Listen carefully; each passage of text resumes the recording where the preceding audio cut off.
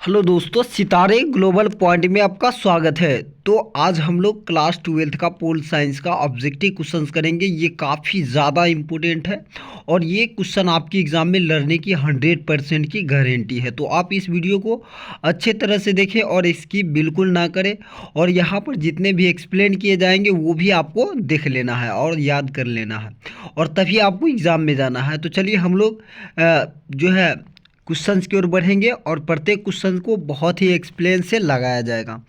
यहाँ पर देखिएगा, हम लोग 50 क्वेश्चन पहले ही कर चुके हैं पार्ट 1 में, तो आप उस वीडियो को ज़रूर देख लें। 50 क्वेश्चन पहले ही हो चुका है और यहाँ से 51 क्वेश्चन से स्टार्ट हुआ यहाँ से। तो चलिए हम लोग देखते हैं, वर्तमान में संयुक्त राष्ट्र संघ के कितने सदस्य देश है। तो बहुत ही आसान प्रश्न है। वर्तमान में संयुक्त राष्ट्र संघ के 193 सदस्य देश है। वहीं पर बात करें आपसे कि संयुक्त राष्ट्र संघ, तो संयुक्त राष्ट्र संघ की स्थापना जो है कब हुई थी? 24 अक्टूबर 1945 ईस्वी में। संयुक्त राष्ट्र संघ की स्थापना कब हुई थी? 24 अक्टूबर 1945 ईस्वी में। संयुक्त राष्ट्र संघ के कितने अंग है? तो आपको याद रखना है, संयुक्त राष्ट्र संघ के 6 अंग है। तो चलिए हम लोग आगे की ओर बढ़ेंगे। अगला प्रश्न देखिएगा कि संयुक्त राष्ट्र के महासचिव का कार्यकाल क्या है। तो संयुक्त राष्ट्र के महासचिव का जो है कार्यकाल कितने वर्ष के लिए होता है? तो ये आपका हो जाएगा 5 वर्षों के लिए होता है। ऑप्शन नंबर सी इसका क्या हो जाएगा? राइट आंसर हो जाएगा। और यहीं पर बात करें कि संयुक्त राष्ट्र के यानी कि कितने अंग है? तो 6 अंग है। और संयुक्त राष्ट्र के महासचिव का कार्यकाल कितना है? तो 5 वर्ष। संयुक्त राष्ट्र संघ में जो महासभा होता है, जो कि सबसे बड़ा अंग होता है, आपसे पूछेगा एग्जाम में कि यानी कि संयुक्त राष्ट्र संघ का सबसे बड़ा अंग कौन सा है? तो महासभा है। और संयुक्त राष्ट्र संघ का महासभा जो होता है उसमें कितना बार बैठक होता है? तो 1 वर्ष में 1 बार होता है। 1 वर्ष में 1 बार सितंबर में होता है। ये भी बातें आपको याद रखना है। तो चलिए हम लोग आगे की ओर बढ़ेंगे। अगला प्रश्न देखिएगा, संयुक्त राष्ट्र संघ का सबसे नया सदस्य देश कौन है? बहुत ही आसान प्रश्न है। संयुक्त राष्ट्र संघ का सबसे नया सदस्य देश जो है आपका दक्षिणी सूडान है, जो कि कब बना था? 2011 ईस्वी में। 2011 में। तो संयुक्त राष्ट्र संघ का नया सदस्य देश कौन है? तो दक्षिणी सूडान हो जाएगा। और इसका राइट आंसर क्या हो जाएगा? ऑप्शन नंबर बी हो जाएगा।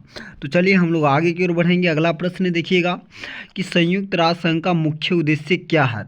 तो संयुक्त राष्ट्र संघ का मुख्य उद्देश्य क्या है? तो विश्व शांति सुरक्षा प्रदान करना। यानी संयुक्त राष्ट्र संघ की स्थापना जो है क्यों किया गया था? शांति सुरक्षा को बढ़ावा करने के लिए। तो ऑप्शन नंबर सी इसका राइट आंसर हो जाएगा। तो चलिए हम लोग आगे की ओर बढ़ेंगे। सुरक्षा परिषद के अस्थायी सदस्यों का कार्यकाल होता है, तो ये आपका हो जाएगा 2 वर्षों के लिए। कितने वर्ष के लिए? 2 वर्षों के लिए। तो चलिए आगे की ओर बढ़ेंगे और वहीं पर बात करें सुरक्षा परिषद की, तो सुरक्षा परिषद में कुल कितने सदस्य हैं? तो कुल 15 सदस्य है ना। तो सुरक्षा परिषद में कुल कितने सदस्य देश है? 15, जिसमें 10 अस्थायी होते हैं और 5 क्या होते हैं? 10 अस्थायी होते हैं, 10 अस्थायी होते हैं और 5 क्या होते हैं? तो 5 अस्थायी सदस्य देश है जिन्हें वीटो प्राप्त है। आपको याद रखना है वो देश कौन सा है? फ्रांस, ब्रिटेन, रूस, चीन, अमेरिका। ये 5 देश ऐसे हैं जिनको वीटो प्राप्त है। गुण निरपेक्ष देशों का समूह एक संगठन है, तो बहुत ही यहाँ पर हो जाएगा इसका राइट आंसर विकासशील देश होगा, लेकिन यहाँ पर ऑप्शन नहीं दिया है। तो आप लोग यहाँ पर देख सकते हैं ये ऑप्शन ही नहीं है, तो इसलिए हम इस क्वेश्चन को क्या करेंगे, यहाँ पर देखिएगा तो ऑप्शन के अनुसार भी जाइएगा। तो हमें लगता है कि ये इनमें जो भी ऑप्शन है पता नहीं कौन सही है, आप लोग अपना देख लीजिएगा। तो चलिए आगे की ओर बढ़ेंगे। अगला प्रश्न देखिएगा। अगला प्रश्न देखिएगा, गुट निरपेक्ष आंदोलन की प्रासंगिकता निहित है राजनीतिक सहयोग में, सैनिक सहयोग में या सदस्य राज्यों के सामाजिक आर्थिक विकास में। तो इसका right answer option number C हो जाएगा, सदस्य राज्यों के सामाजिक आर्थिक विकास में। तो चलिए हम लोग आगे की ओर बढ़ेंगे। अगला प्रश्न देखिएगा, निम्न में कौन सा सदस्य देश को सार्क का अंतिम सदस्य बनाया गया? बहुत ही आसान प्रश्न है। सार्क का अंतिम सदस्य देश बना था अफगानिस्तान 2007 ईस्वी में। कब बना था? 2007 ईस्वी में। याद रखिएगा सार्क जो है, सार्क जिन्हें हम लोग दक्षेस बोलते हैं, और इसकी स्थापना जो हुई थी 1985 ईस्वी में हुई थी। आपको ये बात याद रखना, इनकी स्थापना हुई थी 1985 ईस्वी में। और मतलब जो है सार्क की सार्क में कुल कितने देश शामिल है, तो आपको ये भी याद रखना है। सार्क में 8 देश शामिल है। और सार्क का मुख्यालय कहाँ है, यानी कि सार्क का हेडक्वार्टर कहाँ है, तो नेपाल की राजधानी काठमांडू में है। और वही पूछ दे अगर आपसे कि सार्क का जो मतलब प्रथम सम्मेलन कहाँ हुआ, तो ढाका में हुआ। तो ये सारी बातें आपको क्या करना है, याद रखना है। तो चलिए आगे की ओर बढ़ते, अगला प्रश्न देखिएगा। प्रथम गुटनिरपेक्ष सम्मेलन जो है कहाँ आयोजित किया गया था, बहुत ही आसान बात है। प्रथम गुटनिरपेक्ष सम्मेलन जो कि है 1961 ईस्वी में हुआ। कब हुआ, 1961 ईस्वी में प्रथम गुटनिरपेक्ष सम्मेलन बेलग्रेड में होता है। तो इसका right answer option number C हो जाएगा। आगे की ओर बढ़ते हैं। दक्षेश के महासचिव का कार्यकाल होता है, तो दक्षेश के महासचिव का कार्यकाल कितना वर्ष के लिए होता है, 3 वर्ष के लिए होता है। तो चलिए आगे की ओर बढ़ेंगे। अगला प्रश्न देखिएगा। भारतीय संविधान के किस अनुच्छेद में भारत को राज्य संघ का घोषित किया गया है, तो अनुच्छेद 1 कहता है कि भारत क्या है, राज्यों का संघ है। भारत क्या है, राज्यों का संघ है। अनुच्छेद 2 की बात करें तो नाम सीमा क्षेत्र में यहाँ अनुच्छेद 2 में किसी भी राज्यों को मिला सकते हैं। अनुच्छेद 3 क्या कहता है, तो अनुच्छेद 3 बोलता है कि नाम सीमा क्षेत्र में किसी भी राज्य में परिवर्तन कर सकते हैं। अनुच्छेद 4 क्या बोलता है, तो अनुच्छेद 4 कहता है कि अनुच्छेद 4 यह कहता है यानी कि अनुच्छेद 4 जो है वो संविधान के आर्टिकल 368 के बाहर रखा गया है। तो ये सारा डिटेल में आपको याद होना चाहिए। और अनुच्छेद 1 से लेकर के 4 तक ये आपका भाग 1 में आता है। किस भाग में आता है, भाग 1 में किस अनुच्छेद दिया है, तो भाग 1 में 1 से लेकर 4 अनुच्छेद दिया गया है। तो चलिए आगे की ओर बढ़ेंगे। अगला प्रश्न देखिएगा। भारत न्यायपालिका किस प्रक्रिया के अंतर्गत कार्य करती है, तो भारतीय न्यायपालिका जो है वो किस प्रकार की जो है किस न्यायपालिका के अंतर्गत कार्य करती है, तो इसका राइट आंसर क्या होने वाला है, तो इसका राइट आंसर होगा कानून द्वारा स्थापित प्रक्रिया। क्या हो जाएगा, कानून द्वारा स्थापित प्रक्रिया हो जाएगा। इसका right answer option number A हो जाएगा। तो चलिए आगे की ओर बढ़ेंगे। अगला प्रश्न देखिएगा कि भारतीय संविधान की किस अनुसूची पर केंद्र और राज्य दोनों कानून बना सकते हैं, तो इसका राइट आंसर ऑप्शन नंबर क्या हो जाएगा, ऑप्शन नंबर सी, यानी कि समवर्ती सूची पर केंद्र और राज्य दोनों सरकार जो है कानून बना सकते हैं। वहीं बात करें संघ सूची यानी कि संघ सूची जिसमें केंद्र सरकार कानून बनाते हैं। राज्य सूची किसको बोलते हैं, तो राज्य सूची जिस पर यानी कि राज्य सरकार कानून बनाते हैं। और समवर्ती सूची किसे बोलते हैं, तो इस तीनों सूची की जो चर्चा है ना, तो यानी कि राज्य और केंद्र के बीच जो शक्ति का विभाजन है वो अनुसूची 7 में है। किस अनुसूची में है आपको याद रखना है, अनुसूची 7 में दिया गया है शक्तियों का विभाजन, है ना। तो आप इसे याद रख ले। चलिए आगे की ओर बढ़ेंगे। अगला प्रश्न देखिएगा। अगला प्रश्न है किस संविधान संशोधन द्वारा नगर निकाय को संवैधानिक दर्जा दिया गया, तो बहुत ही आसान प्रश्न है। देखिएगा किस संविधान संशोधन द्वारा नगर निकाय को संवैधानिक दर्जा दिया गया था, 74वां। वहीं बात करें नगर निगम की, तो नगर निगम की स्थापना सबसे पहले कहाँ हुआ था, नगर निगम की स्थापना जो है सर्वप्रथम हुई थी कहाँ, तो नगर निगम की स्थापना सर्वप्रथम मद्रास चेन्नई में हुई थी। कहाँ हुई थी, मद्रास और चेन्नई में। नगर निगम की बात करें तो नगर निगम में मतलब जो है कम से कम कितनी जनसंख्या होना चाहिए नगर निगम स्थापना करने के लिए, तो कम से कम कितनी जनसंख्या, कम से कम आपका होना चाहिए 5 लाख। कम से कम कितना होना चाहिए, 5 लाख होना चाहिए। तो ये बातें आपको याद रखना है। तो चलिए आगे की ओर बढ़ेंगे। अगला प्रश्न देखिए, नगर निगम की स्थापना के लिए कम से कम कितनी जनसंख्या आवश्यक है, तो काफ़ी आसान प्रश्न हो गया। ये है 5 लाख, अभी हम आपको बताए हैं। तो चलिए आगे की ओर बढ़ेंगे। भारत के विदेश नीति में मूल सिद्धांतों का समावेश संविधान के किस अनुच्छेद में किया गया, अनुच्छेद 51 में किया गया है। तो इसका right answer option number C हो जाएगा। भारतीय विदेश नीति किस पर आधारित है, तो गुट निरपेक्ष पर आधारित है। बहुत ही आसान प्रश्न है ये वाला। अगला प्रश्न देखिएगा, भारत और पाकिस्तान का युद्ध किस नए देश का जन्म हुआ, तो बांग्लादेश। अब यहाँ पर जितना भी भारत और पाकिस्तान का युद्ध हुआ है आपको याद रखना है। जैसे देखिए भारत और यहाँ पर लिख देते हैं पाकिस्तान, ठीक है।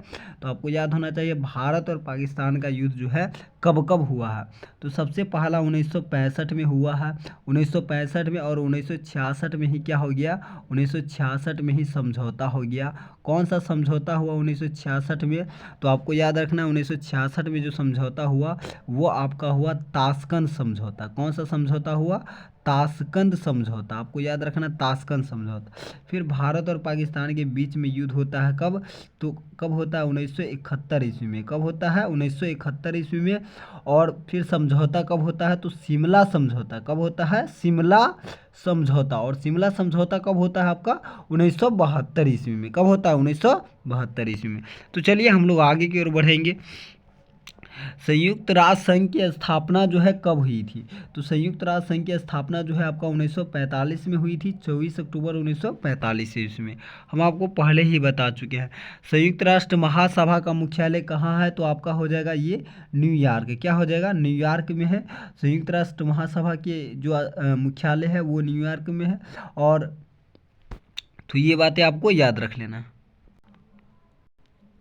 तो चलिए आगे की ओर बढ़ेंगे। अगला प्रश्न देखिएगा कि संपत्ति के अधिकार को कानूनी अधिकार कब बना दिया गया। बहुत ही आसान प्रश्न है। संपत्ति के अधिकार यानी कि हम बात करेंगे मौलिक अधिकार की, है ना। तो मौलिक अधिकार की बात करें तो मौलिक अधिकार वर्तमान में कितने हैं, तो 6। और मतलब पहले जो 7 था, ठीक है, उसमें से एक मौलिक अधिकार को हटा दिया गया। तो वो कौन है, संपत्ति का अधिकार। संपत्ति के अधिकार को 44वां संविधान संशोधन के तहत हटाया गया था। किस संविधान संशोधन के तहत, 44वां संविधान संशोधन के तहत हटाया गया। और 44वां संविधान संशोधन जो है वो आपका कब हुआ है, 1978 ईस्वी में। कब हुआ, 1978 ईस्वी में। वहीं 42वां संविधान संशोधन भी बहुत आपके एग्जाम में पूछा जाएगा, तो 1976 ईस्वी में, है ना। और इनको मिनी कॉन्स्टिट्यूशन भी बोलते हैं। इनको क्या बोलते हैं, मिनी कॉन्स्टिट्यूशन, आपको याद रखना है। और यहाँ पर बात करें मौलिक अधिकार की, तो यानी कि ये है संपत्ति का अधिकार। इसको अब क्या बना दिया गया है, कानूनी अधिकार। और ये आपके भारत के संविधान में आर्टिकल 300 के क में मिलेगा। कम कहाँ पर मिलेगा, आपके 300 के क में यह देखने को मिलता है। तो संपत्ति का अधिकार अब क्या है, ये एक कानूनी अधिकार है। तो इसका राइट आंसर क्या होने वाला है, इसका right answer option number B. हमने आपको बताया कि 44वां संविधान संशोधन 1978 के तहत संपत्ति के अधिकार को हटा दिया गया। तो चलिए आगे की ओर बढ़ेंगे। अगला प्रश्न देखिएगा कि निम्न में से किस देश ने दोहरी नागरिकता सिद्धांत को स्वीकार नहीं किया। तो वो कौन सा देश है, तो वो देश है भारत। भारत में कैसी नागरिकता प्रणाली है, आपको याद रखना है। यहाँ पर देखिएगा भाग 2 यानी कि भारतीय संविधान का जो भाग 2 है वो नागरिकता से संबंधित है। और इसमें जो आर्टिकल आता है वो 5 से लेकर 11 आर्टिकल तक। किस आर्टिकल तक आता है, 5 से लेकर 11। नागरिकता जो सर्वप्रथम नागरिकता शब्द दिया वो अरस्तु ने दिया था। और देखिएगा भारत में जो नागरिकता है वो एकल नागरिकता प्रणाली है। कैसी नागरिकता प्रणाली है, एकल नागरिकता प्रणाली है। एकल नागरिकता कहने का मतलब होता है कि आप भारत में हो तो आप एक ही नागरिकता रख सकते हो। अगर आप दूसरे देश का नागरिकता लोगे तो भारत की नागरिकता क्या हो जाएगी, समाप्त हो जाएगी, है ना। तो भारत में कैसी नागरिकता प्रणाली है, एकल नागरिकता प्रणाली। और ये जो एकल नागरिकता प्रणाली है ये कहाँ से आया, तो आपको याद रखना होगा ये एकल नागरिकता प्रणाली जो है ये ब्रिटेन से आया। कहाँ से लिया गया है, ये ब्रिटेन से लिया गया है। तो इस प्रकार से आपको याद रखना है। तो चलिए हम लोग आगे की ओर बढ़ेंगे। अगला प्रश्न देखिएगा, मौलिक अधिकार संबंधित है तो किस अनुच्छेद से। देखिएगा मौलिक अधिकार जो आता है आपका ये अनुच्छेद 12 से लेकर के 35, ये आपका किस भाग में आता है, तो आपको याद रखना है भाग 3 में है मौलिक अधिकार। तो भाग 3 में क्या आता है, मौलिक अधिकार आता है। 36 से लेके 51, आर्टिकल 36 से लेकर 51 तक आपका आएगा डीपीएसपी, यानी कि हम बोलेंगे राज्य के नीति निदेशक तत्व। क्या बोलेंगे, राज्य के नीति निदेशक तत्व। और ये किस भाग में है, तो ये है भाग 4 में। आपका किस भाग में है, 4 भाग में आपको याद रख लेना है। तो इस प्रकार से जैसे देखिए भाग 1 में कितना आर्टिकल है, तो 1 से लेकर के 4 आर्टिकल है। कितना आर्टिकल है, 1 से 4। और भाग 2 की बात करें तो भाग 2 में कितना आर्टिकल दिया है, 5 से लेकर के 11, जो कि नागरिकता से संबंधित है। वहीं भाग 4 के क की बात करें तो भाग 4 के क मौलिक कर्तव्य है, जो कि 51 के क में दिया है ना। तो इस प्रकार से आपको याद होना चाहिए। तो चलिए आगे की ओर बढ़ते हैं। अगला प्रश्न देखिएगा, निम्न में से कौन मौलिक अधिकारों का संरक्षक है। तो निम्न में से कौन मौलिक अधिकार का संरक्षक है, संसद या राष्ट्रपति या प्रधानमंत्री या उच्चतम न्यायालय। बिल्कुल उच्चतम न्यायालय क्या है कि मौलिक अधिकार का संरक्षक, यानी कि हम बोलेंगे उच्चतम न्यायालय यानी कि सुप्रीम कोर्ट जो होता है ये होता है आपके मौलिक अधिकार का संरक्षक। तो चलिए हम लोग आगे की ओर बढ़ेंगे। अगला प्रश्न देखिएगा, नीति निदेशक सिद्धांतों का उद्देश्य क्या है? तो यानी कि यहाँ पर जो आंसर होगा नीति निदेशक सिद्धांतों का उल्लेख जो है यहाँ पर बात करें तो ये आर्टिकल किस आर्टिकल में है? 36 से 51। क्या है? 36 से 51। यहाँ पर देखिए, राजनीति लोकतंत्र स्थापना करना, सामाजिक लोकतंत्र स्थापना करना या सामाजिक और आर्थिक लोकतंत्र स्थापना करना। तो ऑप्शन नंबर सी हो जाएगा। और नीति निदेशक सिद्धांत जो है आपका आर्टिकल 36 से लेकर के 51 तक दिया है। और ये किस भाग में है? तो आपको याद रखना है ये भाग 4 में दिया है और ये वाद योग्य नहीं है। आपको याद रखना है वाद योग्य नहीं है। ये बातें आपको याद रख लेना है कि यह नीति निदेशक सिद्धांत जो है यानी कि वाद योग्य नहीं दिया है। और आर्टिकल 40 इसमें याद रखना है आपको, आर्टिकल 40 में ही ग्राम पंचायत का गठन है जो कि काफ़ी इंपॉर्टेंट है, आपके एग्जाम में पूछने की चांस है। तो ये क्वेश्चन को आप याद रखिएगा। यहाँ पर देख लीजिए वही प्रश्न आ गया, राज्य के नीति निर्देशक तत्वों का उल्लेख है। तो आपको याद रखना है 36 से 51। आर्टिकल 36 से 51 क्या है? ये है आपके भाग 4 में। किस भाग में है?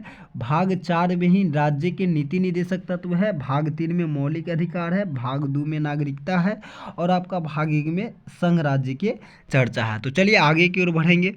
भारतीय संविधान के कितने मौलिक कर्तव्य का उल्लेख है?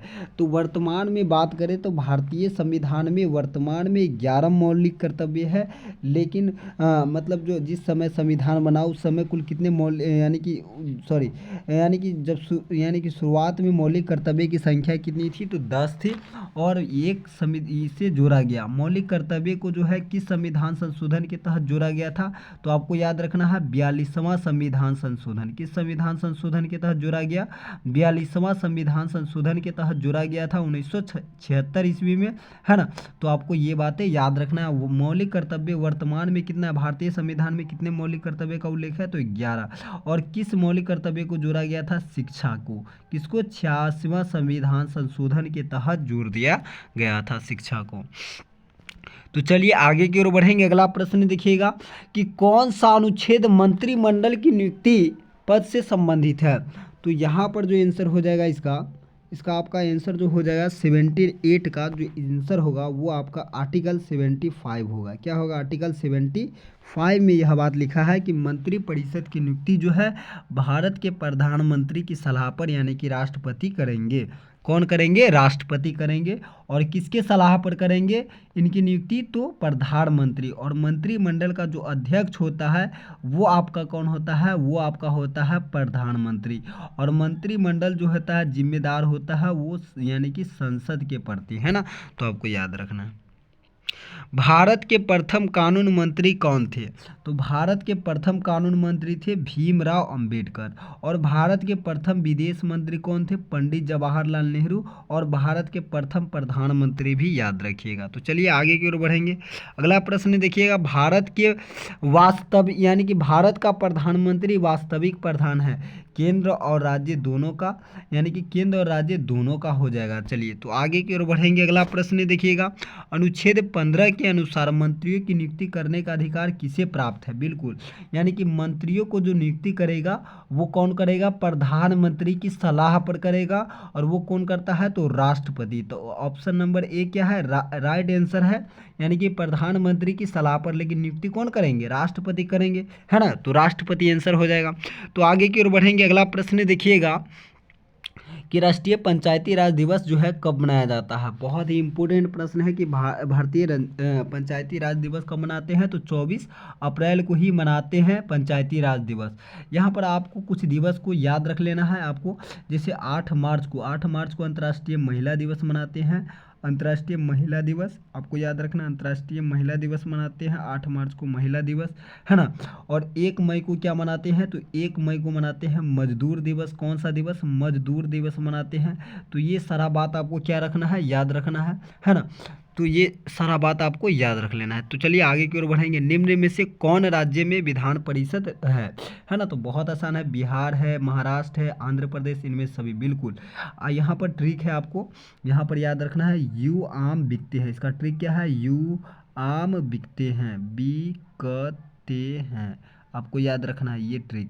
अब चलिए हम आपको बताएं, यू से क्या हो जाएगा उत्तर प्रदेश, आ से क्या होगा आंध्र प्रदेश, एम से क्या होगा महाराष्ट्र, बी से क्या होगा बिहार, क से क्या होगा कर्नाटक, थ से क्या होगा तेलंगाना, है ना? तो आपको इस प्रकार से याद रखना, एग्जाम में नहीं भी पूछेगा। तो चलिए हम लोग आगे की ओर बढ़ेंगे। अगला प्रश्न है, बिहार में विधानसभा सदस्यों की कुल कितनी सदस्य है ना? बिहार में विधानसभा कुल सदस्यों की संख्या कितनी है? तो 243।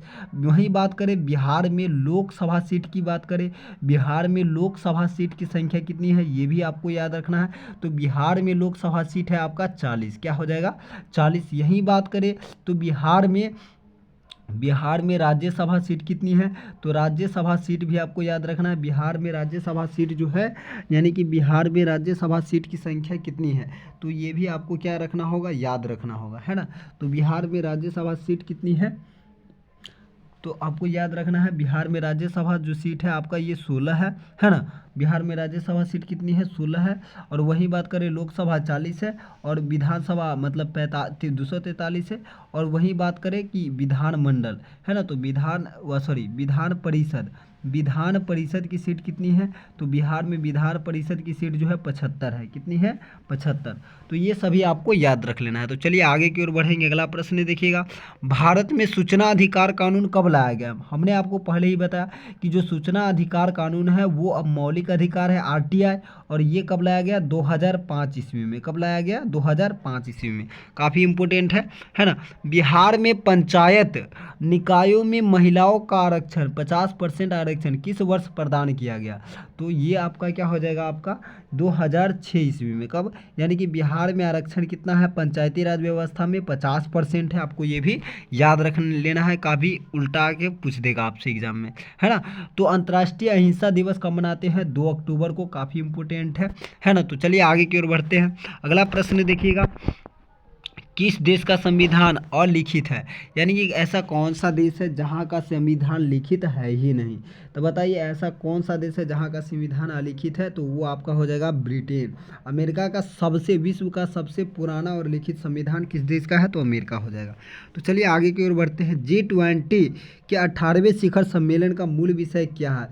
तो एक धरती, एक परिवार, एक भविष्य। लेकिन यहाँ पर ये विषय नहीं था 18वां शिखर सम्मेलन का, यहाँ पर था वसुधैव कुटुंबकम। क्या था? वसुधैव कुटुंबकम, है ना? तो ये ऑप्शन में ही नहीं है, वसुधैव कुटुंबकम होता, लेकिन यहाँ पर ऑप्शन नहीं दिया है। तो चलिए आगे की ओर बढ़ेंगे।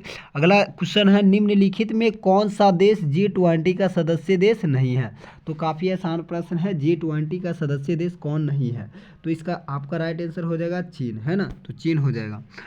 उच्चतम न्यायालय की स्थापना कब की गई थी? उच्चतम न्यायालय की स्थापना जो है कब किया गया था? आपको याद रखना 1950 ईस्वी में उच्चतम न्यायालय की स्थापना की गई थी। तो चलिए आगे की ओर बढ़ेंगे।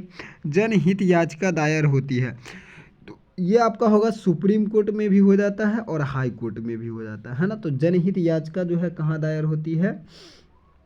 तो जनहित याचिका जो है कहाँ दायर होती है? आपको याद रखना है संसदीय कानून के द्वारा, न्यायालय पहलू द्वारा, ये हो जाएगा।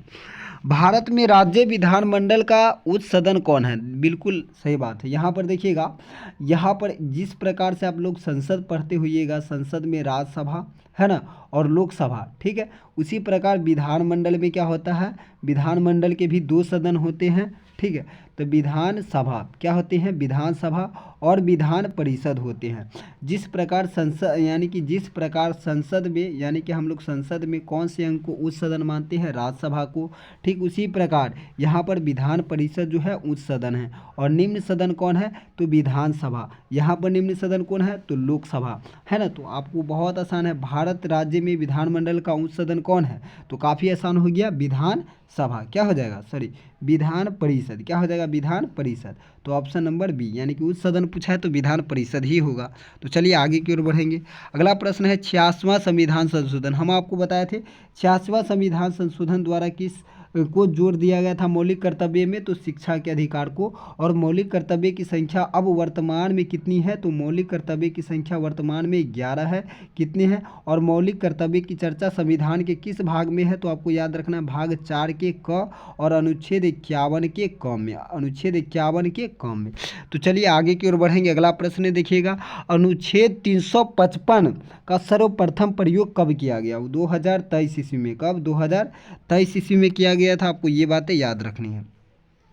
भारतीय संसद का निम्न में कौन सा सदन है, तो भारतीय संसद का निम्न में सदन कौन सा है, तो यहाँ पर देखिएगा, यहाँ पर लोकसभा हो जाएगा और राज्यसभा, लोकसभा और राज्यसभा संसद का, अच्छा सॉरी, निम्न सदन पूछा है, यानी कि उच्च सदन होता है, निम्न सदन होता है, तो निम्न सदन कौन हो जाएगा, लोकसभा, ऑप्शन नंबर सी हो जाएगा। उच्च सदन की बात करें तो उच्च सदन आपका हो जाएगा राज्यसभा, है ना।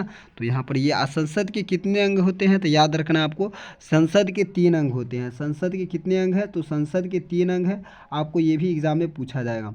तो कौन कौन होते हैं, लोकसभा होते हैं, लोकसभा होते हैं, फिर क्या होते हैं, राज्यसभा होते हैं, फिर क्या होते हैं, राष्ट्रपति होते हैं। तो संसद के कितने अंग हैं, तो 3 अंग हैं, आपको याद रखना है। संसद के कितने अंग होंगे, 3 अंग होंगे। चलिए आगे की ओर बढ़ते हैं। पंचशील सिद्धांत के प्रमुख प्रतिपादक कौन थे, तो पंडित जवाहरलाल नेहरू। इसका right answer option number B हो जाएगा। आगे की ओर बढ़ेंगे। सुरक्षा परिषद के अस्थायी सदस्यों की संख्या कितनी, हम आपको बता चुके थे कि कुल सदस्य की संख्या कितनी है, तो कुल सदस्यों की संख्या 15 होती है। लेकिन यहाँ पर आपसे क्या पूछ रहा है, अस्थायी सदस्य देश, तो यहाँ पर इसका राइट आंसर 10 होगा, है ना। तो यानी कि अस्थायी सदस्य देश कितनी है, तो अस्थायी सदस्य देश जो है ये आपका है 5। कितने अस्थायी सदस्य देश है, 5। अस्थायी सदस्य देश कितनी है, तो 10। अस्थायी सदस्य देश जिन्हें वीटो प्राप्त है, क्या प्राप्त है, वीटो। वीटो किनको किनको प्राप्त है, आपको याद रखना, फ्रांस, रूस, चीन, अमेरिका, ब्रिटेन, है ना। तो चलिए आगे की ओर बढ़ेंगे। निम्न में कौन क्षेत्रवाद का एक रूप है, क्षेत्रवाद का रूप क्या है, भाषाई आंदोलन, नस्लीय आंदोलन, इनमें से क्या हो जाएगा, इनमें से सभी सही हो जाएगा। तो चलिए आगे की ओर बढ़ते हैं। वर्तमान में भारत के कितने राज्य हैं, तो बहुत आसान प्रश्न है। वर्तमान में भारत के 28 राज्य हैं। और वर्तमान में भारत में कुल कितने केंद्र शासित प्रदेश है, ये भी आपको याद रखना, एग्जाम में पूछा जाएगा, है ना। तो वर्तमान में केंद्र शासित प्रदेश की संख्या कितनी है, तो आपको याद रखना है 8 है। कितनी है, 8। तो ये वीडियो आप अच्छे से देख ले और आपका एग्ज़ाम 100% अच्छा जाने वाला है। तो इस वीडियो को अधिक से अधिक अपने दोस्तों में शेयर कीजिए। तो मिलते हैं आपसे नेक्स्ट वीडियो में। आप